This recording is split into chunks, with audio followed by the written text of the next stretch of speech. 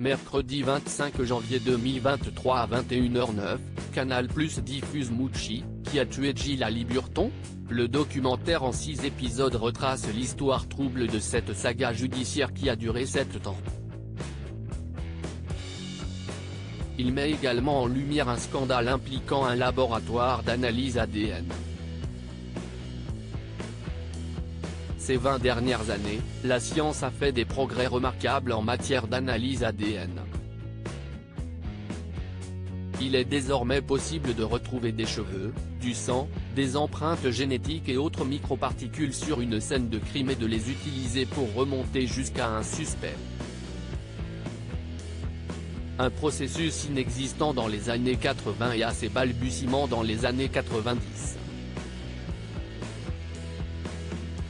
Et si on vous disait que, malgré les progrès fulgurants réalisés dans cette technologie, elle présente encore des failles? Mercredi 25 janvier 2023 à 21h09, Canal+ diffuse Mouchi, qui a tué Gilles Burton. Dans ce documentaire, on revit l'histoire de Dione Teresil, alias Mouchi, un jeune afro-américain de 19 ans accusé de meurtre. Sa victime présumée, Gilles Burton a été retrouvé lardé de coups de couteau dans sa résidence en Floride.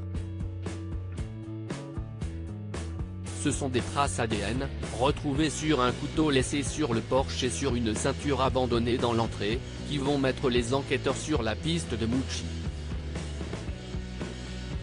Mouchi, condamné par des traces ADN le 29 juin 2016, le New Broward Palm Beach Times revient sur ces traces qui ont fait tomber pour meurtre un jeune homme étant, jusque-là, un cambrioleur.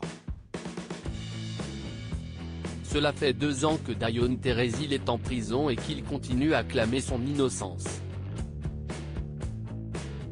Une clameur qui sème le doute, et pour cause, aucune caméra de surveillance n'a signalé la présence de Mouchi sur la scène de crime.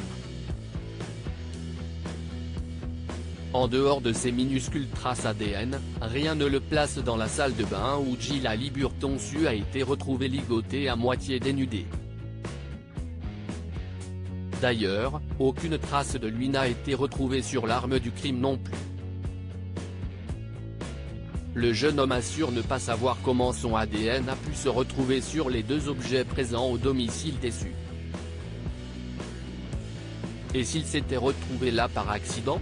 Si est en tout cas ce que pense la défense, ainsi que les proches de Dione Teresil qui, eux, estiment qu'il a été piégé. Une lanceuse d'alerte crie au scandale 1 an après le début de son incarcération. Mouchi a reçu le secours inattendu d'une lanceuse d'alerte. Tiffany Roy, une ancienne analyste de laboratoire qui travaille désormais comme experte en médecine légale à son compte, a tiré la sonnette d'alarme. Elle a signalé le laboratoire criminel du Broward County Sheriff Office après avoir découvert que certains techniciens déclaraient à tort que certaines preuves ADN avaient pu être analysées avec succès, explique le quotidien américain. Autrement dit, ils auraient confirmé des correspondances en utilisant, par exemple, des échantillons tellement petits qu'ils n'auraient même pas dû passer sous le microscope. La possibilité d'un transfert accidentel sur les lieux du crime a également été évoquée.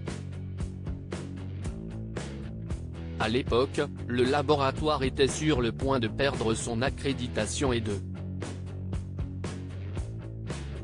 000 affaires devaient être rouvertes parce qu'il avait joué un rôle dans leur résolution. Un long historique de pratiques non éthiques et fallacieuses malheureusement pour Dione Teresil, bien que ses charges reposent uniquement sur cet indice contestable, il a suffi à le faire condamner à la prison à vie en 2022. Une pétition intitulée Les dangers des preuves ADN, la saga Dione Teresil continue a été lancée dans la foulée.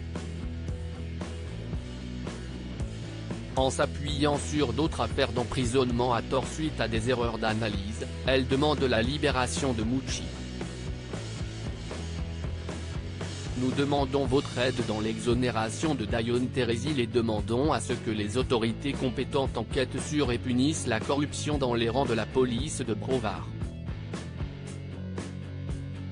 Dionte est innocent et nous comptons bien le prouver au monde, peut-on lire. Les preuves ADN qui le lient au crime ont été analysées par le laboratoire de police de Broward. Or, ce dernier a un long historique de pratiques non éthiques et fallacieuses, ajoute la pétition. Pour autant, aucune action n'a pour l'heure été lancée afin de vérifier ces accusations portées par la famille et les supporters de Mouchy. Il reste donc en prison, 8 ans après le début de cette affaire qui a démarré le 8 septembre 2014. À lire aussi cette page n'existe pas, programme télévision par Télé Loisirs, le programme télévision TNT, ADSL, satellite et grande chaîne simple et rapide.